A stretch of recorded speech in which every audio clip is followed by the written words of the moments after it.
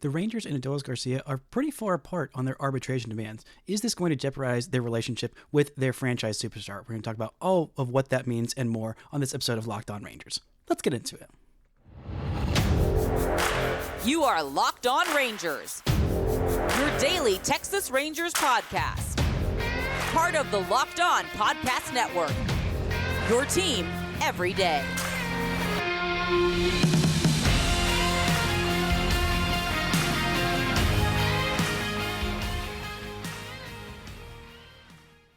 You are locked onto the World Series champion Texas Rangers. I'm Bryce Paddock, a cripplingly addicted Texas Rangers fan, covering this team for 10 seasons, including all 5 as the founder and host of this show. Thank y'all so much for making Locked On Rangers your first listen every single day. If you're not already, you can follow me on Twitter at Bryce Paddock. You can follow the show at Locked On Rangers. Hit subscribe on your favorite podcasting platform and on YouTube, where the best way you can help grow the show is to comment nearly any single thing below. Now, before we get into today's episode, this show is brought to you by Jase Medical. Empower yourself when you purchase a Jase case, providing you with a personal supply of 5 antibiotics that treat 50-plus infections. Get yours at jasemedical.com and use code LOCKEDON to get $20 off your order. That's JASEmedical.com.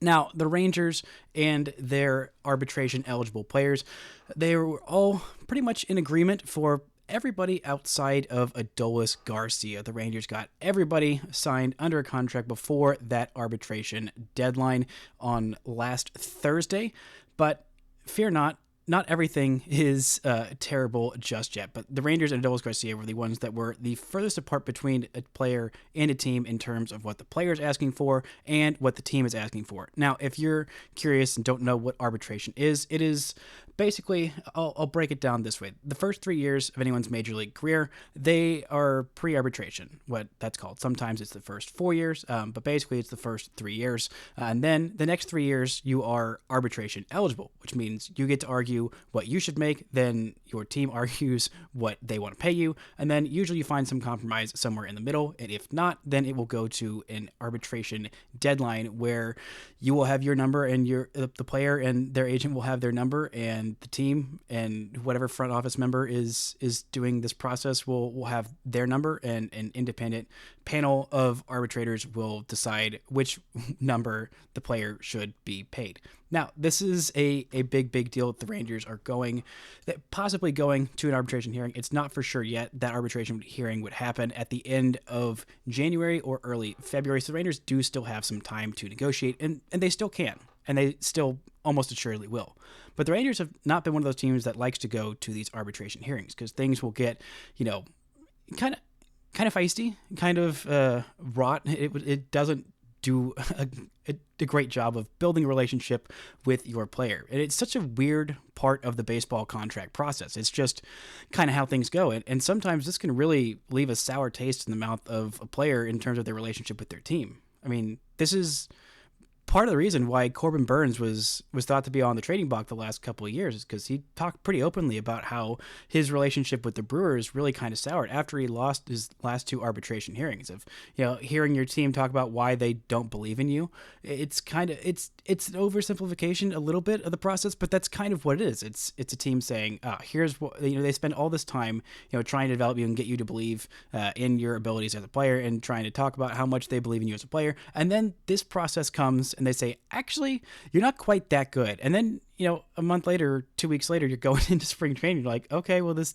team just told me all these reasons why I suck and why I'm not as good as I think I am. And that, doesn't make me really feel all that good about my team. I mean, right now, Luis Arias and the Miami Marlins are pretty far apart on their demands, not quite as far as the $1.9 million gap between what Adolis Garcia is asking for in his first year arbitration and what the Rangers are offering him. Adolis Garcia is asking for $6.9 million, which is pretty nice. And I think it's on the higher side for a first-year arbitration eligible guy, but it's hard to argue against paying Adolis Garcia what he thinks he's worth after that season, after that postseason performance, after what he's done the last 3 years, and been one of those few building blocks that have been here through the lean years and into that first championship. I mean, the turnaround on this team was very, very quick. There's not a whole lot of guys who have been here for a long time. I mean, in terms of guys who were on the roster that won the World Series, it was Martin Perez, but he'd just come back last year after a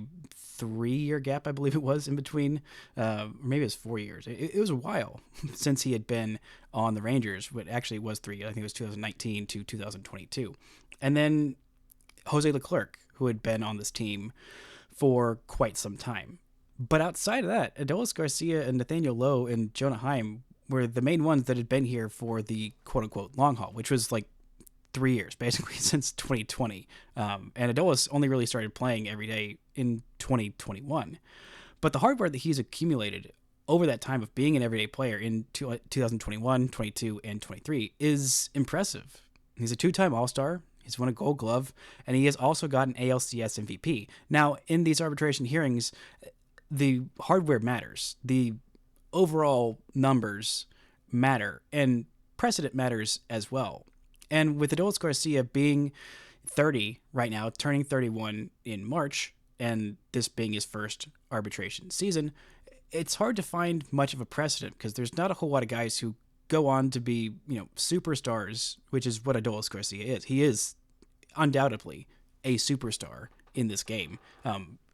In doing that when they make the big leagues at age 28, 29, and 30 seasons, and hadn't had much success before that. But Adolis Garcia is a unique player, and so finding those kinds of precedents, which is another big part of the formula of what it takes to how these teams will decide how much they're going to offer players. I mean, $5 million is what Kyle Tucker made in his first year of arbitration when he was, I believe, 25 years old. He ended up losing his case. He was asking for $7.5 million. That was a bigger gap between what the Rangers are at and what Adolis is asking for. But he ended up losing that hearing in his first year of arbitration. He didn't have 2 All-Star appearances. He didn't have an ALCS MVP like Adolis Garcia did, but his overall counting stats and his WAR was a little bit higher than what Adolis Garcia has done in his first 3 years as a big leaguer. But still, this is a worrisome process. It is a weird process, and it is something that the Rangers just, I feel like a middle ground of about $6 million. Now, it's not always a science like that, but the Rangers are going to, $6 million makes plenty of sense for what they're going to pay Adolis Garcia. It's a little on the higher side. $5 million is about what I kind of thought he would make in his first year of arbitration, because let's look at some of the other guys in their first year of arbitration and what they're making for the Rangers. Dane Dunning this year is making $3.325 million. Jonah Heim is making $3.05 million, which is well below what I thought he'd be making. I thought he'd be more closer to 4. I believe it was MLB Trade Rumors, or maybe it was a Spot Track that had him projected at $3.6 million, but that's well below what I thought he'd make. Leote is making $2.55 million. Jonathan Hernandez, $1.45 million. These numbers are very, very specific because every little detail, every little, $10,000, $5,000 increment is argued over. Brock Burke at $1.035 million. Josh Boers at $1.025 million. I believe all of these guys are in their first year of arbitration. Hernandez might be in year 2, but I'm pretty sure that he's in year 1. And I know Burke and Spores are definitely in their first year. Now, the only other guy who went to arbitration with the Rangers was under an arbitration, or in his arbitration year, is Nathaniel Lowe, who settled for $7.5 million, which is well below what I thought he'd get as a second-year arbitration player. A guy who's got a Gold Glove now, a Silver Slugger, who was on the Rangers World Series winning team as an everyday player and an important part of that everyday lineup. But hey, that's a solid deal. It's the most that anyone's making, because usually you make significantly more each year of arbitration. That first year is usually pretty darn low. Which is why Adolis asking for $6.9 million is a little bit surprising, maybe for the Rangers, and maybe it's not, because again, a lot of his game is predicated on his athleticism, and he is going to be turning 31, and there are some questions still about his swing and miss and how much that walk rate is going to continue to play. And if he starts to lose that athleticism, that bat speed, that makes him the athleticism that makes him valuable in the field, and the bat speed that is a decent part of why his power is so prodigious. then there are concerns about the sustainability of that. And that's why I think the Rangers haven't signed him to a contract extension. But I do think that is an option. Coming up, we're going to look at that and a little bit more about the Rangers signing a couple players that might be worth your interest right after this word from our sponsors. This episode is brought to you by Jase. I know we come to sports to escape from some of the crazy realities of life, but can we talk for just a minute about preparing for tough situations? Whether you're on extended travel, bracing for a major weather event, or limited by yet another supply shortage, you are covered, my friend. Thanks to our partners at Jase Medical, life-saving antibiotics and a long list of daily medications can be ordered in a 1-year supply. Jase Medical has the Jase case. The Jase case is a pack of 5 different antibiotics to treat a long list of bacterial infections, including UTIs, respiratory infections, sinusitis, skin infections, among others. This stuff could happen to any of us. So visit jasemedical.com and complete your physician encounter. It will be reviewed by a board-certified physician, and your medications will be dispensed by a licensed pharmacy at a fraction of the regular cost. It has never been more important to be prepared than today. Go to jasemedical.com and use offer code LOCKEDON to get $20 off your order. This episode is also brought to you by eBay Motors. Passion, drive, and patience. What brings home the winning trophy is also what keeps your ride or die alive. eBay Motors has everything you need to maintain your vehicle and level it up to peak performance. From superchargers, roof racks, exhaust kits, LED headlights, and more, whether you're into speed, power, or style, eBay Motors has you covered. With over 122 million parts for your number one ride or die, you'll always find exactly what you're looking for. And with eBay Guaranteed Fit, your part is guaranteed to fit your ride every time or your money back. Because with eBay Motors, you're burning rubber, not cash. With all the parts you need at the prices you want, it's easy to turn your car into the MVP and bring home that win. Keep your ride or die alive at ebaymotors.com. Eligible items only, exclusions apply. Shout out to the everydayers making Locked On Rangers first listen every single day. On tomorrow, we'll be back talking about what's left on the free agent market that the Rangers can go get to improve, or I guess who's left on the free agent market the Rangers could go get to improve the rest of their roster before opening day. Now, the Rangers and Adolis Garcia are still far apart on these arbitration numbers. I don't think it'll end up getting to an arbitration hearing. I mean, this team is one that has a long history of not going to arbitration. Now, we are in year 2 of Chris Young, so he might have a little bit different of an idea of how to do things, but the Rangers haven't been to an arbitration hearing since the year 2000. It's against Lee Stevens. They ended up losing a case to him and traded him the very next month. So this is a team with a long history of not going to arbitration. So I think they will continue that, and they really don't want to piss off their superstar. We'll talk a little bit more later on this week, maybe even later this episode, about how the Rangers are hopefully going to finally get a decent chunk of change from Bally Sports at the end of this week with a hearing on Friday that was supposed to be last week. But we'll talk about it a little bit later. I think it's about time the Rangers will settle. I mean, they've got a few weeks to go ahead and get that under control, and I think they will, because Adolis Garcia is too important a member of their team to risk alienating him or pissing him off at all, because as the Astros learned the hard way in the ALCS, Adolis Garcia is not someone you want to make angry. And if he's on your team, then you really would rather not make him angry. Now, let's get into some news that happened this last week. The Rangers signed a backup catcher. They're talking about wanting some catching depth. Austin Hedges signed I believe it was $4 or $5 million deal to go to the Cleveland Guardians. That's all well and good. Mitch Garver, the other backup catcher on the Rangers /DH, signed a multi-year deal with the Mariners. That's all fine, well and good. Kind of wish the Rangers would have done that, but it's fine. Sam Huff was there, and I thought that he might be ready to be the Rangers' backup catcher, but this is a sign that the Rangers are not quite ready to have Huff as the everyday backup catcher in the big leagues. They signed Andrew Knizner, I believe that I'm pronouncing that correctly, to a $1.8 million deal, which is only a little bit less than the difference between the Rangers and Adolis Garcia on that arbitration number, but Knizner's a guy who has been in the big leagues for several seasons, all of them with the St. Louis Cardinals since 2019. He is going into his age 29 season. Last year, he had a career high with 10 home runs as a backup catcher for the Cardinals, played in 70 games, also had 11 doubles, slugged .424, and OPS of .712.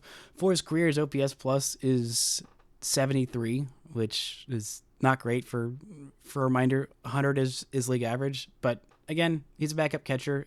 It's not that impressive, and which is really, for me, what kind of shows that the Rangers are not fully sold on Sam Huff, which kind of confuses me because I've been, the medium guy on Sam Huff for quite a while. I mean, last year he had a decent season and not a whole lot of plate appearances, especially when Jonah Heim went down. He got a little bit more of a chance to split time with Mitch Garver doing the catching duties, but not a whole lot of time in the big leagues in his young minor league career. Last year he hit .256, had an .801 OPS, 3 home runs in 43 at-bats, a .3 WAR season.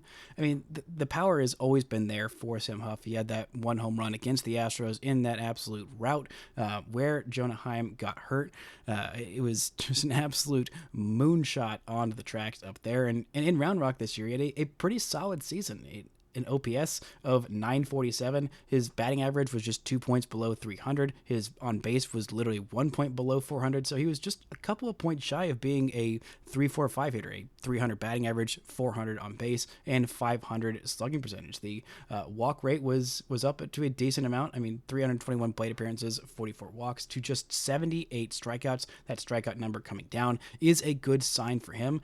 And I mean, the power has been there. I mean, the raw power is about as big as almost anyone in the system, maybe even bigger than anyone in the system. I mean, the kind of home runs that this man hits are astounding. And, as a catcher, I think he's fine defensively and not anything, outstanding. But they also sent him to the Dominican Winter League this year. He played in 9 games there, and not the greatest showing for him. Did hit a home run and a couple of extra base hits, but 8 strikeouts and 27 plate appearances. Not great, but again, it's 9 games, 27 plate appearances. Not a huge sample size. But again, this is a guy who's going to be 26 this year. He's running out of options, of minor league options.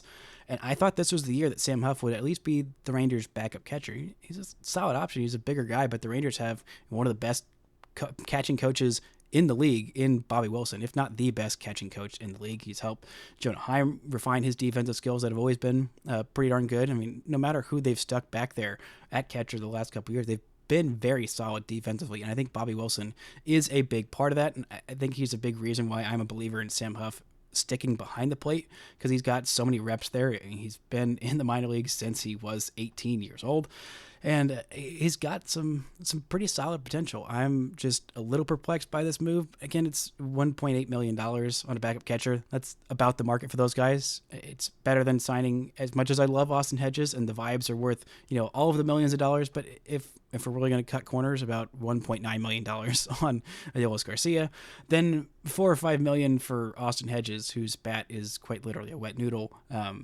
It's a bit of a steep price, but I mean, Huff is still pre-arbitration for another year or so. I mean, he keeps having these seasons where he's just barely getting time in the big leagues, and I feel like he's just about ready for a shot. I mean, after last year, the numbers that he put up in Round Rock and a little bit of time at the big league level, I mean, 21 games at the big league level is not nothing, and I think it kind of shows that the Rangers are, a little questionable about their guy in Sam Huff. I think long term he's good enough to be a backup catcher. I don't know if he's going to be a frontline starting catcher, but that's fine because the Rangers have Jonah Heim and will have him for another 2 seasons after this one. And I think they really should extend Jonah Heim because he is definitely one of the best catchers in all of baseball, despite that stupid MLB Network top 10 catchers right now list that didn't include Jonah Heim, which boggles my mind that they put Yainer Diaz like number 7 and Jonah Heim wasn't good enough to be top 10. Now I know Yainer put up some really impressive numbers, but and Dusty Baker really loved Martin Maldonado. It's not that Martin was better than Yainer, but Yainer wasn't that much better to earn an everyday starting role over Martin Maldonado, and he's better than Jonah Heim, the guy who started the All-Star game and won a Gold Glove and won a World Series this year. I can't imagine that there are 10 catchers better than Jonah Heim. Heck, I can barely imagine that there are 2 or 3 better than Jonah Heim, because the value of a catcher, having a guy who's that elite as a game caller, as a guy who pitchers can trust back there, as a receiver, as a thrower as well. I mean, Jonah Heim does literally everything you want. Plus, he is a pretty solid hitter. That's a switch hitter that hits for power and doesn't strike out at a big rate. That is a very valuable catcher, definitely a top 10 catcher in the league, but I digress. Sam Huff, clearly the Rangers are not quite believers in him just yet, and I know it's weird to fixate on a backup catcher move, but it might be the last player that the Rangers sign. It might be the last, or position player, I should say, that the Rangers sign. Maybe the only position player that the Rangers sign, because the rest of the Rangers' depth is pretty darn solid in that lineup. Now, there was a little bit of news about the Rangers potentially getting one of the best right-handed free agents on the market, maybe being even the leader to sign a former Houston Astro to their bullpen. We're talking about that in just a second. But first, this word from our sponsors. The NFL regular season and, unfortunately, the Cowboys season are over, but there is still time to get in on the action with FanDuel, America's #1 sportsbook. Right now, new customers get $150 in bonus bets guaranteed when you place a $5 bet. That's $150 in bonus bets, win or lose. There are all kinds of different ways to get in on the action. There's live same-game parlays. You can find bets with the new Explore tab, and you can make a parlay in the Parlay Hub, the best way to find popular parlays. And there's all kinds of more different things you can bet on. It is NBA season. It is NHL season. You can bet on the Dallas Stars to go kick some butt. You can bet on the Dallas Mavericks. I'm sure they have decent odds on Luka Doncic winning MVP, just like Corey Seager might in 2024. So head on over to FanDuel.com/lockedon and make your first bet a layup. FanDuel, official partner of the NFL. The Rangers could still use some help in their bullpen, but according to MLB.com's Mark Feinsand, the Rangers and Yankees are two of the favorites to land former right-handed, or I guess still a right-handed pitcher, but former Houston Astro Hector Neris. Neris was the seventh inning guy for the Houston Astros last year. He had been there in Houston for a couple years before that. He was with Philadelphia from 2014 all the way through 2021. Last year he's coming off by far his best season of his MLB career, a 1.71 ERA in 68 and a third innings, 77 strikeouts. Did have a little bit of a problem with the walks, over 4 walks per 9 innings, but the peripherals around that were pretty darn good and didn't get a huge ground ball rate, but was not hit very hard, got decent numbers of chases. His average exit velocity was down. Expected batting average against him was way down. The fastball velocity has never been something that's a big part of his game. He averaged 93 miles an hour on his fastball last year, but still threw that the vast majority of the time, mostly a four-seamer. But the Rangers being a favorite to sign Hector Neris is interesting. Is not a guy who I thought they'd go for. He's a fastball splitter kind of guy, coming off, again, a really great season, but I am a little nervous. I mean, with the Rangers bullpen being what it was last year, it's hard to get picky, but Neris is a guy who I am concerned about how he will hold up. He'll be 35 next year. He's already got 541 innings of relief under his belt in 10 years in the big leagues, and the last 3 seasons he has thrown in 70 or more games every single time. Now, the reason he's done that is because he's been pretty solid. But last year was a little bit of an outlier in terms of the low ERA. The FIP doesn't like him nearly as much as his fielding independent pitching was 3.87, which is over 2 runs higher than his ERA, because of those walk rate and because his home run rate wasn't anything super spectacular. That's why the FIP was a little bit higher. And the thing about relievers that we do know, I mean, they are pretty finicky and pretty hard to predict. But the thing that we do know about relievers is that the more often they throw, the more wear and tear, and usually the less effective they are. That's why I think the Astros bullpen didn't quite hold up as much in the postseason as it did during the regular season. We saw the Rangers really get to Brian Abreu. They got to Hector. I don't think they got to Hector Neris at all. But the rest of their pen, because the starters for the Astros were not as great as they'd been in the past, they had to use their bullpen quite a bit. That's why Hector Neris threw in 71 games last year, because they needed him to. I mean, all the guys in the back end of their pen, with him, and I believe Stanek was also there, and with Brian Abreu, all those guys were used quite a bit. And so the wear and tear kind of makes me a little bit nervous that he is not going to hold up as much next year. He's going to be 35 and coming off of 3 straight seasons with 70 or more appearances.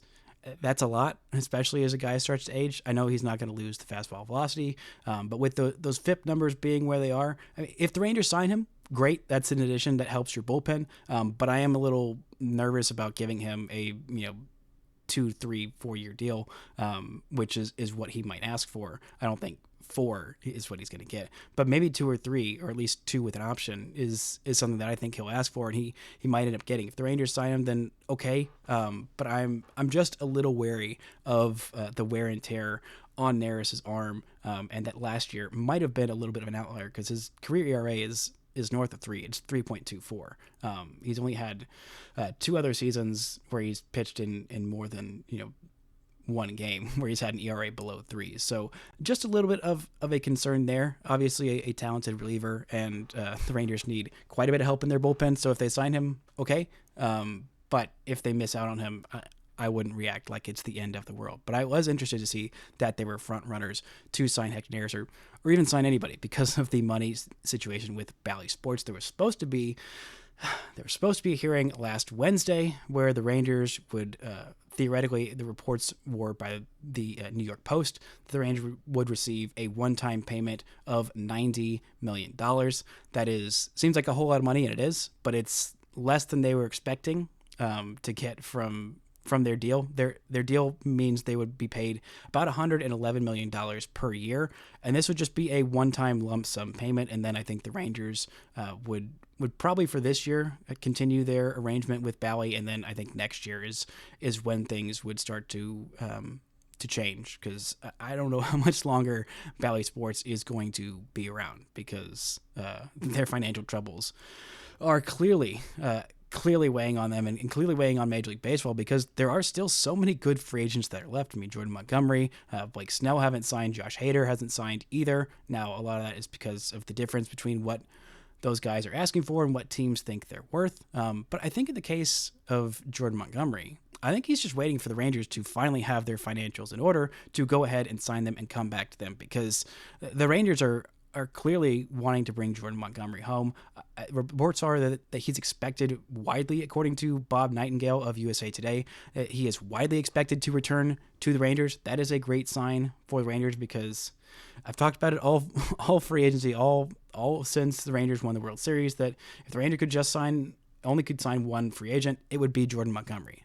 He's a guy who makes so much sense for them. They've already signed multiple guys, so that's nice. They've helped their bullpen a little bit. They've improved their catching depth. They've also signed Tyler Mahle, who will be more of a force in 2025 and maybe the end of this year than he will this year. But to get to those back-end reinforcements, those bullpen rotation reinforcements coming back from injury in the big three of DeGrom, Scherzer, and Mahle, you got to get there through the first half. And the Rangers could very much use a Jordan Montgomery, a guy who is a workhorse. And we saw the top end of what Jordan Montgomery can be last year in the playoffs. And it wasn't for the entirety of the playoffs. I mean, he had a great start against the Rays, absolutely phenomenal. He was exceptional against the Astros.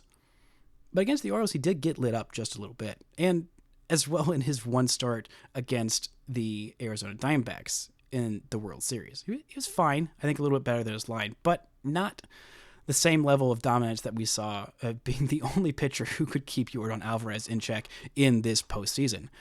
But again, he makes all the sense in the world, and I think that other teams, moving on with the Yankees signing Marcus Stroman, they were the other team that was very highly linked to him. And then moving on and signing Stroman kind of, I think, shows that they're like, okay, well, we can't stick here and wait around for Jordan Montgomery, so we're going to go ahead and get our guy. With Boston making the trade for trading away Chris Sale, I think their need is a little bit more for Jordan Montgomery now, but we'll see what their payroll numbers look like. They are also somehow dealing with money trouble, even though I'm pretty sure they own NESN, the broadcasting or the TV station that broadcasts their games, and they're the Boston Red Sox. They can pretty much print money. That's just a very confusing situation there. But those reports, not the only place that has been reported. There's been a few other rumors of the Rangers being the favorites to sign Jordan Montgomery, which again makes all the sense in the world, but it's always going to come down to the money and the Rangers feeling confident enough to go into that luxury tax, which I think is why it's going to take them a little bit to iron this deal out with Adolis Garcia, quibbling over $1.9 million and maybe end up quibbling over $1 million. Just go ahead and get the deal done and stop worrying about the money. Again, I get that there is some concern with the Rangers not knowing the long-term health of their TV deal and that $111 million that they were projected to make this year. That's a lot of money.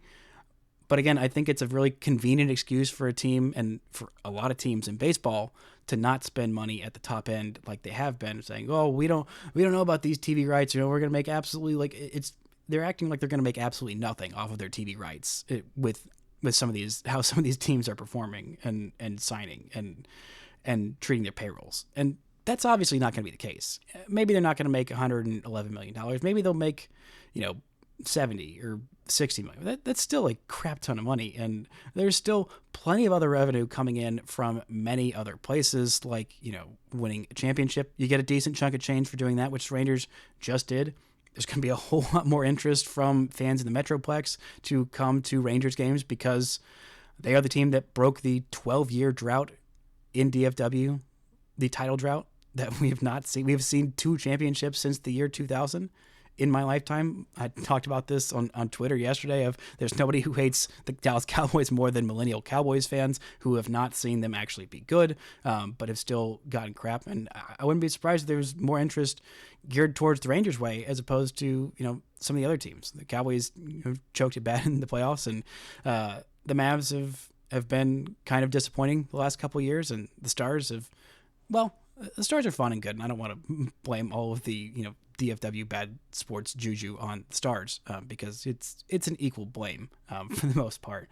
But the Rangers actually winning that championship, I think there's going to be a lot more interest in the Rangers moving forward. I mean, what are you seeing at just the listenership of this podcast? People actually caring about the everyday minutia of baseball and of the Texas Rangers. And that's going to be going a long way towards more money in Ray Davis's pocket. So I think that this grandstanding, this, hedging your bets, this uncertainty of being willing to go into luxury tax. I mean, this team is coming off a championship. They're a top 5 market. They're a team that is in the middle of their championship window. You have these guys that are under long-term contracts, these big contracts that are in their prime right now. You got Corey Seager, you got Marcus Semien, and you got Jacob deGrom. All those guys are, going to be making a lot of money, and in the back end of the years of those contracts, they're not going to look pretty. And that's how free agency works, and that's fine. And the Rangers knew that going into that deal. They got a championship, so worth it. But if you're not going to go into the luxury tax as a team in the top 5 market, coming off a championship in your championship window with all of this young talent that's coming up, I mean, what is the point of owning a team? What is the point of even considering going to luxury tax ever? I mean, this is the point. This is the point where you go all in, and I don't think they should be waiting for this Bally hearing to get sorted out. It shouldn't have taken this long to go and ink a deal with Jordan Montgomery. Now, if he's asking for like $200 million, then maybe it makes sense to wait him out for a little more. But I don't think that's what he's asking for. I think it's more in the, 120 to 150-ish million dollar range. Then you do that deal. He makes sense. You cannot have a more perfect fit than Jordan Montgomery, a guy who wants to be here, who has been here, helped you win a championship. Just go make it happen. And don't let those money problems get in the way of your relationship with your star, Adolis Garcia, because if you piss him off, like the Astros are in the LCS, bad things tend to happen for you. That's going to do it for today's show. I'll be back later this week to talk about the international free agents that the Rangers signed and maybe a little bit more about Jordan Montgomery. And maybe we'll actually have some news about Bally Sports paying the Rangers what they owe. That's going to do it for today's show. Thank you all so much for listening and subscribing. And until next time, don't forget to enjoy World Series champion Texas Rangers baseball.